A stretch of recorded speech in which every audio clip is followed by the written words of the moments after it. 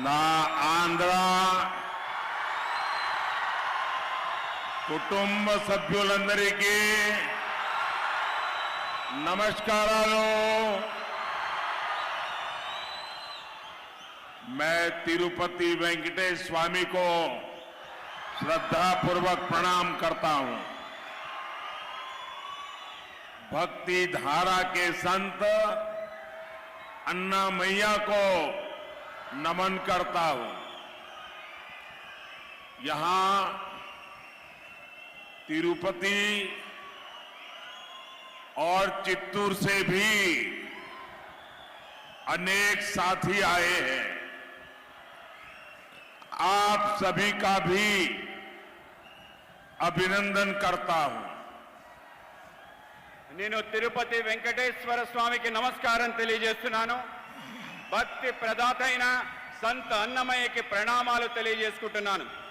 తిరుపతి మరియు చిత్తూరు నుండి ఇక్కడికి వచ్చిన మిత్రులందరికీ కూడా నేను అభినందనలు తెలియజేసుకుంటున్నాను।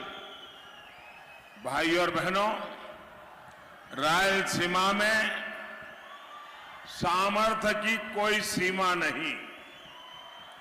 यहां माइंस हैं, यहां मिनरल्स है, यहां दिव्य भव्य टेम्पल्स है, यहां मेहनती किसान है, टैलेंटेड नौजवान है और टूरिज्म की अपार संभावना है। इसलिए आज मोदी आपके पास आशीर्वाद लेने के लिए आया है। मोदी का लक्ष्य है रायलसीमा का डेवलपमेंट नई ऊंचाई पर पहुंचे।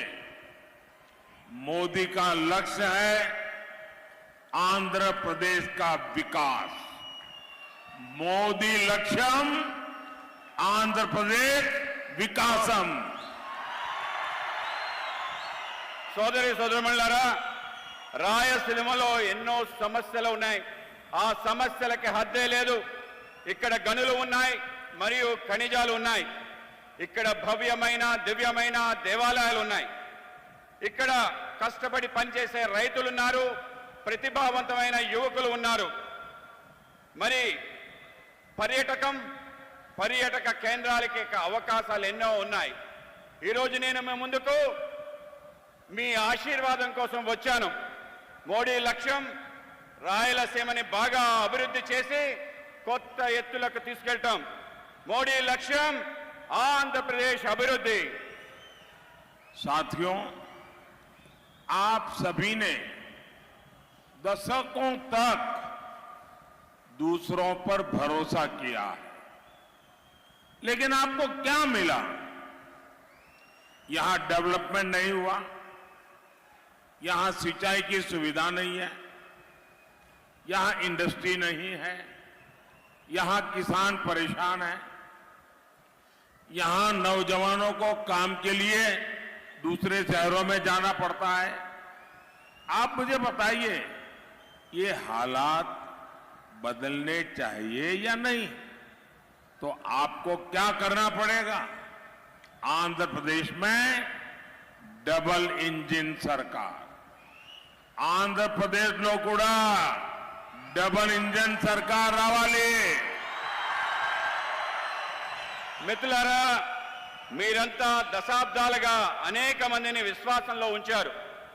రాయలసీమ ఆంధ్రప్రదేశ్కు అనేక మంది ముఖ్యమంత్రులను ఇచ్చింది, ఇచ్చారా లేదా? కానీ మీరు ఏమి పొందారు? ఇక్కడ అభివృద్ధి జరగనే లేదు। ఇక్కడ సాగునీటి సంబంధించిన సౌకర్యమే లేదు। ఇక్కడ పరిశ్రమలు లేవు। ఇక్కడ రైతులు ఆందోళనతో ఉన్నారు। ఇక్కడ ఉద్యోగాల కోసం ఇంకొక నగరాలు వలస వెళ్లాల్సిన పరిస్థితి ఏర్పడింది। మీరు నాకు చెప్పండి, ఈ పరిస్థితి మార్చాలా వద్దా? అయితే మీరేం చేయాలి? ఆంధ్రప్రదేశ్లో కూడా डबल इंजन सरकार తీసుకురావాలి।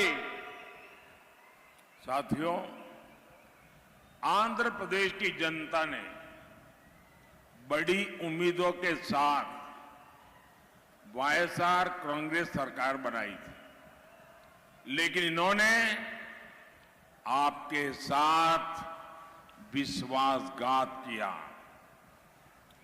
वाईएसआर कांग्रेस ने यहां गरीबों का नहीं, माफिया का विकास किया।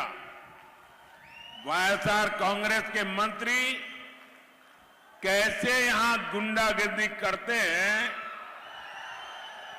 यहां राउडी राज चलाते हैं, वो सबके सामने है। मैं तो हैरान हूं, जिस सैन माफिया के कारण अन्नामैया डैम टूट गया, 25-30 गांवों को नुकसान हुआ, दर्जनों लोगों की जान गई, ये से माफिया को यहां की सरकार बढ़ावा देती है। मैं ऐसे हर माफिया को कहूंगा, वाईएसआर कांग्रेस गवर्नमेंट जाने का काउंटडाउन शुरू हो चुका है। एनडीए सरकार यहां के हर माफिया का इलाज करेगी, पक्का ट्रीटमेंट करेगी। మిత్రులారా, ఆంధ్రప్రదేశ్లో అనేక ఆకాంక్షలతో వైఎస్ఆర్ ప్రభుత్వాన్ని మనం ఏర్పాటు చేసుకున్నాం. కానీ వాళ్ళు మనతో విశ్వాసఘాతకం మోసం చేశారు. వైఎస్ఆర్ కాంగ్రెస్ ఇక్కడ పేదవాళ్ళని కాకుండా మాఫియాని అభివృద్ధి చేశారు. వైఎస్ఆర్ పార్టీ మంత్రులు గుండాయిజం చేస్తున్నారు. ఇక్కడ ఒక రౌడీ రాజ్యాన్ని నిర్మిస్తున్నారు. అది మీరందరూ చూస్తున్నారు. ఇక్కడ ఇసుక మాఫియా కారణంగా అన్నమయ్య డ్యాం కొట్టుకుపోయింది. అది నేను చూసి ఆశ్చర్యపోయాను. 25-30 గ్రామాలు నష్టం చేకూరింది. 12 మంది మరణించారు. ఇలాంటి మాఫియా ఇక్కడ ప్రభుత్వం మద్దతు లభిస్తుంది. నేను ఇలాంటి ప్రతి మాఫియాకి చెప్పదలుచుకున్నాను, మీ యొక్క కౌంట్ డౌన్ మొదలైందని. ఎన్డీఏ ప్రభుత్వం ఇక్కడ ప్రతి మాఫియాకి చికిత్స చేస్తుంది, ఒక్కొక్కరిని పక్కా ట్రీట్మెంట్ చేస్తుందని తెలియజేస్తున్నాను. आप बताइए, आपके जीवन में साफ पानी जरूरी है या नहीं? मोदी घर घर पाइप से पानी पहुंचाना चाहता है, लेकिन यहां की सरकार जल जीवन मिशन में भी ठीक से सहयोग नहीं करती। पोलावरम प्रोजेक्ट के साथ इन्होंने क्या किया, ये आप इतने सालों से देख रहे हैं। इन्होंने रायलसीमा के किसानों को भी इरिगेशन की सुविधाएं नहीं दी। यहां एनडीए सरकार बनेगी तो सिंचाई के प्रोजेक्ट तेजी से पूरे होंगे। మీరు చెప్పండి, మీ జీవితంలో స్వచ్ఛమైన నీళ్లు అవసరమా లేదా? ఇంటింటికి పైప్ లైన్ ద్వారా నీటిని అందించాలని మోడీ కోరుకుంటున్నారు. కానీ ఇక్కడ ప్రభుత్వం జల జీవన్ మిషన్ కి సరైన సహకారం అందించడం లేదు. పోలవరం ప్రాజెక్ట్ కోసం వాళ్ళు ఏమి చేశారో మనందరం ఇన్ని సంవత్సరాల నుంచి చూస్తున్నాం. వీళ్ళు రాయలసీమ రైతాంగానికి సాగునీటి కల్పించడం లేదు. ఇక్కడ ఎన్డీఏ ప్రభుత్వం వస్తే ప్రాజెక్టులన్నీ త్వరితగతిన పూర్తి చేస్తాయని మీ అందరికీ వాగ్దానం చేస్తున్నాను. साथियों, जब स्ट्रांग गवर्नमेंट होती है तो देश भी स्ट्रांग होता है। आज भारत स्ट्रांग है कि नहीं है? यहां से तो बहुत सारे साथी गल्फ के देशों में है। गल्फ के देशों में भारतीयों की आज रिस्पेक्ट बढ़ी है कि नहीं बढ़ी है? वहां किसी भी साथी को प्रॉब्लम होती है तो मोदी सॉल्व करता है। अभी कतर में हमारे साथी फंस गए थे। 10 साल पहले वाली कांग्रेस सरकार होती तो उनका बचना मुश्किल था, लेकिन हम उन साथियों को सुरक्षित वापस लाए। ऐसा क्यों हुआ? क्योंकि आपने एनडीए की मजबूत सरकार बनाई, इसलिए आपका हर वोट एनडीए को मिलना चाहिए। మిత్రులారా, ఎప్పుడైతే ఒక శక్తివంతమైన ప్రభుత్వం ఉంటుందో అప్పుడు దేశం శక్తివంతంగా మారుతుంది. ఈరోజు భారతదేశం శక్తివంతంగా బలంగా ఉందా లేదా? ఇక్కడి నుంచి అనేక మంది మిత్రులు మిడిల్ ఈస్ట్ గల్ఫ్ లో ఉన్నారు. గల్ఫ్ లో నివసిస్తున్న భారతీయులకు ఇప్పుడు గౌరవం పెరిగిందా లేదా? అక్కడ మన మిత్రులు ఎటువంటి సమస్యలు వచ్చినా వెంటనే మోడీ వాటిని పరిష్కరిస్తారు. ఈ మధ్య ఖతార్లో మన సోదరులు చిక్కుకున్నారు. ఒకవేళ 10 సంవత్సరాల క్రితం కాంగ్రెస్ ప్రభుత్వం ఇప్పుడు ఉంటే వాళ్ళను రక్షించడం చాలా కష్టమయ్యేది. కానీ నేను మన సోదరుల్ని సురక్షితంగా వెనక్కి తీసుకురాగలిగాను. ఇది ఎందుకు జరిగింది? ఎందుకంటే ఎన్డీఏ ఒక దృఢమైన శక్తివంతమైన ప్రభుత్వాన్ని తయారు చేసింది. అందుకే మీ ప్రతి ఓటు एनडीए के वेयाली। साथियों, मोदी नेशन बिल्डिंग के मिशन पर निकला है। देश को आगे बढ़ाने के लिए दिन रात मेहनत कर रहा है, लेकिन कांग्रेस देश को रिवर्स गियर में ले जाना चाहती है। कांग्रेस लगातार धमकी दे रही है कि जो बड़े काम पिछले 10 साल में हुए हैं वो उन्हें रद्द कर देगी। कांग्रेस कहती है आर्टिकल 370 को वो वापस लाएंगे फिर से। कांग्रेस कहती है सीएए के कानून को रद्द कर देंगे। कांग्रेस कहती है गरीबों को जो फ्री राशन मिलता है वो योजना बंद कर देंगे। कांग्रेस कहती है देश के गरीबों को फ्री मेडिकल ट्रीटमेंट जो मिलता है वो योजना भी बंद कर देंगे। कांग्रेस कहती है राम मंदिर पर सुप्रीम कोर्ट का फैसला भी पलट देंगे, राम मंदिर पर ताला लगा देंगे। क्या आपको ये सब मंजूर है क्या? మిత్రులారా, మోడీ దేశ నిర్మాణం అనే లక్ష్యంతో బయలుదేరాడు. దేశానికి తీసుకెళ్లడం కోసం పగలు రాత్రి కష్టపడి పనిచేస్తున్నాడు. కానీ కాంగ్రెస్ దేశాన్ని రివర్స్ గేర్ లో వెనక్కి తీసుకెళ్లాలనే ప్రయత్నం చేస్తుంది. కాంగ్రెస్ నిరంతరం బెదిరిస్తుంది. ఏవైతే పెద్ద పెద్ద పనులు గత 10 సంవత్సరాలు బట్టి మేము చేశామో వాటినన్నిటినీ రద్దు చేస్తామని అంటున్నారు. కాంగ్రెస్ చెప్తుంది 370 అధికరణని తిరిగి తీసుకొస్తామని, सीएए రద్దు చేస్తామని కాంగ్రెస్ చెప్తుంది. ఉచిత రేషన్ పథకాన్ని కాంగ్రెస్ నిలుపుదల చేస్తానని చెప్తుంది. చివరికి కాంగ్రెస్ ఉచిత వైద్య పథకాన్ని కూడా నిలిపివేస్తానని చెప్తుంది. కాంగ్రెస్ రామ మందిరంపై సుప్రీంకోర్టు ఇచ్చిన తీర్పును కూడా వెనక్కి నెట్టేస్తానంటుంది. రామ మందిరానికి తాళం వేస్తానంటుంది. దీన్ని మీరు అంగీకరిస్తారా? साथियों, पूरी कांग्रेस पार्टी भारत की संस्कृति और विरासत से कट चुकी है। कांग्रेस जड़ों से एकदम कट चुकी है। कांग्रेस के मन में हमेशा विभाजनकारी सोच रहती है।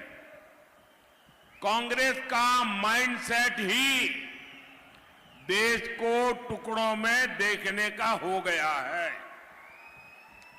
और इसलिए ही कांग्रेस के नेता कभी भारत को एक राष्ट्र मानने से इनकार करते हैं तो कभी देश को बांटने की बात करते हैं।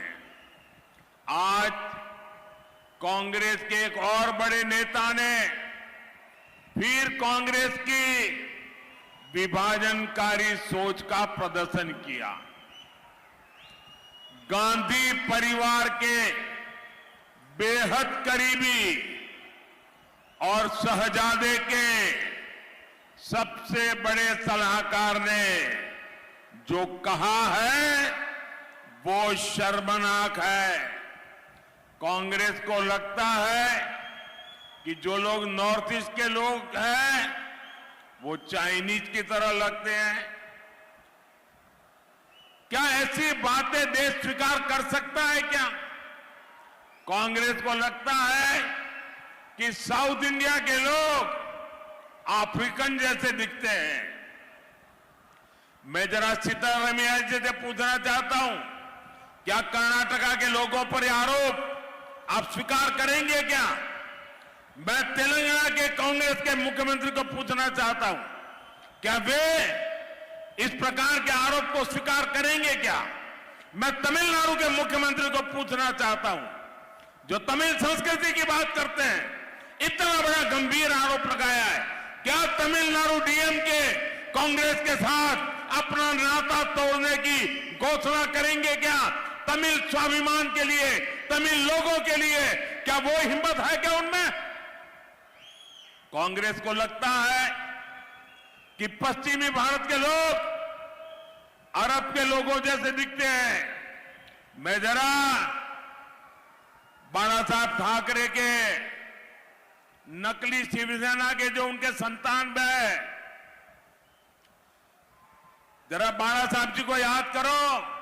मैं इन नकली संतानों को पूछना चाहता हूं, मैं जरा उनके मेंटर बुजुर्ग नेता से भी पूछना चाहता हूं। इन्होंने कहा है कि पश्चिम भारत के लोग अरब नस्ल के अरबी लगते हैं। क्या महाराष्ट्र के लोगों को ये भाषा मंजूर है क्या? कांग्रेस को लगता है कि उत्तर भारत के लोग गोरों जैसे दिखते हैं। क्या आपको ये बात स्वीकार कर सकते हैं क्या? सत्ता के लिए देश का बंटवारा कराने वाली कांग्रेस अब भारतीयों पर नस्लवादी टिप्पणी करने पर उतर आई है। क्या हो गया है कांग्रेस पार्टी को? और ये बात जरा जो उनकी इकोसिस्टम है वो भी समझ रहे हैं कि आप इनका बचाव करने की कोशिश मत करो, क्योंकि जो शहजादे के फिलोसोफर एंड गाइड ने अमेरिका में बोला, उसके 4 दिन पहले खुद शहजादे ने युवकों के बीच में कहा कि अमेरिका में इस रंग के लोग पेपर सेट करते हैं तो इस रंग के लोग परीक्षा में नापास होते हैं, इस रंग के लोग पेपर सेट करें तो सब पास होंगे।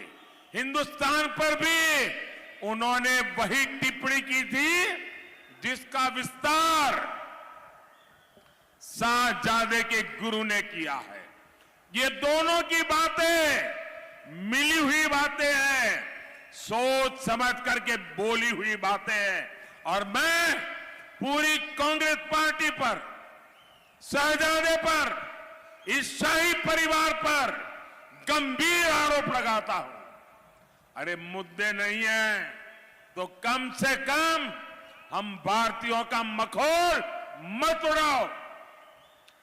तीसरे फेज में घुटने टेकने की बौखलाहट में ये लोग कुछ भी कहे जा रहे हैं, लेकिन देश कांग्रेस की एक एक विभाजनकारी बात को सुन रहा है, समझ रहा है। क्या आप ऐसी सोच वाली कांग्रेस को, देशवासियों के भी मैं कहना चाहता हूं, सिर्फ मैं आंध्र में नहीं कह रहा हूं, मैं देश के जहां जहां चुनाव बाकी है सभी देशवासियों को कहना चाहता हूं, ऐसा गुनाह करने वाली कांग्रेस को बख्शा नहीं जाना चाहिए, उनको सजा होनी चाहिए। కాంగ్రెస్ ఈ దేశం యొక్క వారసత్వాన్ని తొలగించాలని చెప్పి ఈ దేశాన్ని ముక్కలు ముక్కలు చేయాలని చెప్పి ఒక ఆలోచన చేస్తుంది. కాంగ్రెస్ ఈ దేశం యొక్క విభజనకి మూలాలని తీసివేయాలి, తొలగించాలనే ప్రయత్నం చేస్తుంది. ఇవాళ కాంగ్రెస్ భారతదేశం ఒక జాతి కాదు, విభిన్న జాతుల సమూహం అని చెప్పి చెప్తుంది. కాంగ్రెస్ ఈ దేశ విభజనకి కారణమైంది. ఇవాళ కాంగ్రెస్ కుటుంబంలో అతి దగ్గరగా ఉండే వ్యక్తి, ఈ విధంగా గాంధీ పరివారానికి దగ్గరగా ఉండే వ్యక్తి మాట్లాడుతున్న మాటలు మనం చూస్తే మనందరం కూడా సిగ్గుపడాలి. ఈరోజు భారతదేశం మొత్తం కూడా దక్షిణాది రాష్ట్రాలు ఉత్తరాది రాష్ట్రాలుగా విభజన చేయాలని చెప్పి మాట్లాడుతున్నారు. ఇవాళ దక్షిణాది రాష్ట్రాలు విభజించి అవి వేరు అని చెప్పి మాట్లాడుతున్నారు. ఇవాళ మనం కర్ణాటక సంబంధించిన వ్యక్తులు మేము వేరే రాష్ట్రం అంటే ఒప్పుకుంటారా? ఇవాళ తమిళనాడు సంబంధించిన వాళ్ళు తమిళ సంస్కృతిని పొగిడే ముఖ్యమంత్రి మేము వేరే దేశం అంటే ఒప్పుకుంటారా? ఇవాళ గాంధీ పరివారానికి అతి దగ్గరగా ఉండే వ్యక్తి ఇవాళ మాట్లాడుతున్న మాటలు ఏవైతే ఉన్నాయో మనందరినీ కూడా చాలా బాధను గురి చేస్తున్నాయి.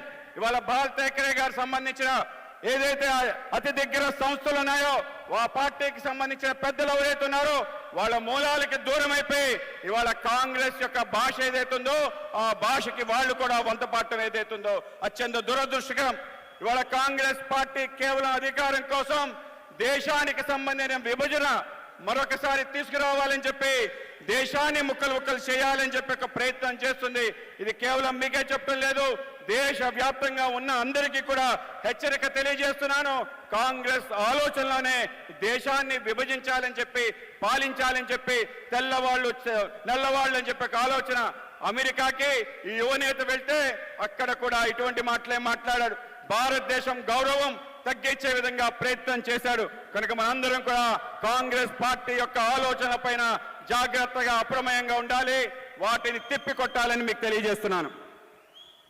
साथियों, आज एनडीए सरकार देश में इंडस्ट्रियल कॉरिडोर बनाने पर बल दे रही है.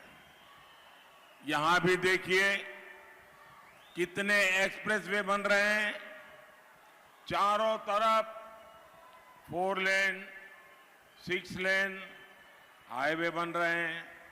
नंदियाल एरागुंटला रेलवे लाइन का काम पूरा हो चुका है. नई कडप्पा बेंगलुरु रेलवे लाइन स्वीकृत हो चुकी है.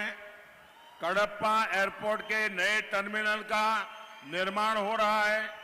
आने वाले 5 साल में इंफ्रास्ट्रक्चर के ऐसे हर काम का और विस्तार होगा. बीजेपी ने घोषणा की है कि साउथ में भी बुलेट ट्रेन चलाई जाएगी. आप मुझे बताइए, आंध्र प्रदेश में बुलेट ट्रेन चलनी चाहिए कि नहीं चलनी चाहिए? మిత్రులారా, నేడు దేశంలో పారిశ్రామిక కారిడార్ల నిర్మాణకు ఎన్డీఏ ప్రభుత్వం పెద్దపీట వేస్తుంది. ఇది కూడా చూడండి, దేశంలో అనేక రకాలుగా ఎక్స్ప్రెస్ హైవేలు నిర్మాణం అవుతున్నాయి. అన్ని వైపులా 4 లైన్లు 6 లైన్లు జాతీయ రహదారులు నిర్మాణం అవుతున్నాయి. ఇక్కడ నంద్యాల ఎర్రకుంట్ల రైల్వే లైన్లు పనులు పూర్తయ్యాయి. కడప బెంగళూరు మధ్య కొత్త రైల్వే లైన్ ఆమోదం లభించింది. కడప విమానాశ్రయానికి కొత్త టెర్మినల్ నిర్మాణంలో ఉంది. రాబోయే 5 సంవత్సరాల్లో మౌలిక సదుపాయాల పనులు మరింతగా విస్తరిస్తాయి. బీజేపీ ప్రకటిస్తుంది ఏమిటంటే దక్షిణాది రాష్ట్రాలకు కూడా బుల్లెట్ ట్రైన్ కావాలని. మీరు నాకు చెప్పండి, ఆంధ్రప్రదేశ్కి बुलेट ट्रेन कावाला वद्दा? साथियों, रायलसीमा के किसानों का जीवन सिर्फ और सिर्फ एनडीए सरकार ही बदल सकती है। यहां टमाटर बहुत उगाया जाता है। आने वाले 5 साल में हम टमाटर जैसी सब्जियों के लिए स्पेशल स्टोरेज के क्लस्टर बनाने जा रहे हैं। पुलिवेंदुला में बनाना प्रोसेसिंग क्लस्टर से किसानों और नौजवानों को बहुत लाभ हो रहा है। आने वाले 5 सालों में फूड प्रोसेसिंग इंडस्ट्री का विस्तार होगा। इसमें भी एफपीओ यानी फार्मर प्रोड्यूसर ऑर्गेनाइजेशन को मदद दी जाएगी। మిత్రులారా, రాయలసీమలో రైతుల జీవితాన్ని కేవలం ఎన్డీఏ ప్రభుత్వం మార్చగలుగుతుంది. ఇక్కడ టమాటా పంటను విస్తారంగా పండిస్తారు. రాబో 5 సంవత్సరాల్లో మేము టమాటో మరియు ఇతర కూరగాయల కోసం ప్రత్యేక శీతల గిడ్డంగులు క్లస్టర్లను సృష్టించబోతున్నాం. పులివెందుల్లో అరటి పండు ప్రాసెసింగ్ క్లస్టర్ల వల్ల రైతుకు యువతకు లబ్ధి చేకూరుతుంది. రానున్న 5 సంవత్సరాల్లో ఫుడ్ ప్రాసెసింగ్ రంగంలో మరింతగా విస్తరిస్తుంది. ఇందులో కూడా ఎఫ్పిఓ రైతు ఉత్పాదక సంస్థలకు సహకారం అందించబడుతుంది. एनडीए के जितने भी हमारे ये कैंडिडेट है, एमएलए का चुनाव भी साथ साथ है। हमारे सभी एमएलए के जो उम्मीदवार हैं, आप सबसे मेरा आग्रह है, इस क्षेत्र के कल्याण के लिए इन सबको विजयी बना करके भेजिए। इनके अलावा राजमपेट लोकसभा सीट से भाजपा प्रत्याशी मेरे मित्र किरण कुमार रेड्डी, चित्तूर लोकसभा सीट से टीडीपी प्रत्याशी प्रसाद राव, तिरुपति लोकसभा सीट से बीजेपी प्रत्याशी वारा प्रसाद राव, कड़प्पा लोकसभा सीट से टीडीपी प्रत्याशी भूपेश रेड्डी, इन मेरे सभी साथियों को जिता करके दिल्ली भेजिए। और जब आप इनको वोट देंगे ना, तो वोट दिल्ली में सीधा मेरे खाते में जमा होगा। साथियों, ज्यादा से ज्यादा मतदान कराएंगे। ज्यादा से ज्यादा पोलिंग बूथ जीतेंगे। अच्छा, मेरा एक काम करेंगे, घर घर जाइएगा और कहिएगा कि अपने मोदी जी आए थे और मोदी जी ने आप सबको नमस्कार कहा है। मेरा नमस्कार पहुंचा देंगे। बोलिए भारत माता की जय. भारत माता की। बहुत बहुत धन्यवाद। మిత్రులారా, ఎన్డీఏ నుంచి మనకున్న అందరు అభ్యర్థులు ఎమ్మెల్యేగా మీరు ఓటు వేసి పంపించాలని నేను కోరుకుంటున్నాను. వీరితో పాటు రాజంపేట లోక్సభ స్థానానికి బీజేపీ అభ్యర్థిగా నా మిత్రుడు కిరణ్ కుమార్ రెడ్డి గారిని మీరు ఓటు వేయాలి. చిత్తూరు లోక్సభ టీడీపీ అభ్యర్థిగా ప్రసాద్ రావు గారికి మీరు ఓటు వేయాలి. తిరుపతి లోక్సభ సీటుకి బీజేపీ అభ్యర్థిగా వరప్రసాద్ రావు గారికి మీరు ఓటు వేయాలి. కడప లోక్సభ సీటుకి టీడీపీ అభ్యర్థిగా భూపేష్ రెడ్డి గారికి మీరు ఓటు వేయాలి. మిత్రులారా, మీరందరూ కూడా వాళ్ళని ఎంపీలుగా చేసి ఢిల్లీకి పంపించాలి. వాళ్ళు నాకు బలాన్ని చేకూరుస్తారు. వాళ్ళు నాతో తోడే ముందుకెళ్తారు. మరి మీకు ఒక పని అప్పచెప్తున్నాను, మీరు చేస్తారా? మీరు ఇంటింటికి వెళ్ళండి, చెప్పండి మీ సేవకుడు మోదీ మీకు నమస్కారం చెప్పాడని. వాళ్ళ నమస్కారం నాకు ఆశీర్వాదంగా ఉంటుంది. మీరందరూ కూడా తప్పకుండా ప్రతి ఇంటికి వెళ్ళి నా నమస్కారం తెలియజేయండి. అందరికీ చాలా చాలా ధన్యవాదాలు. భారత్ మాతా కీ, భారత్ మాతా కీ. భారత్ మాతా కీ. ఈరోజు ఈ కలికిరిలో ఈ ప్రజాగలం సభకు విచ్చేసినటువంటి మన ప్రీత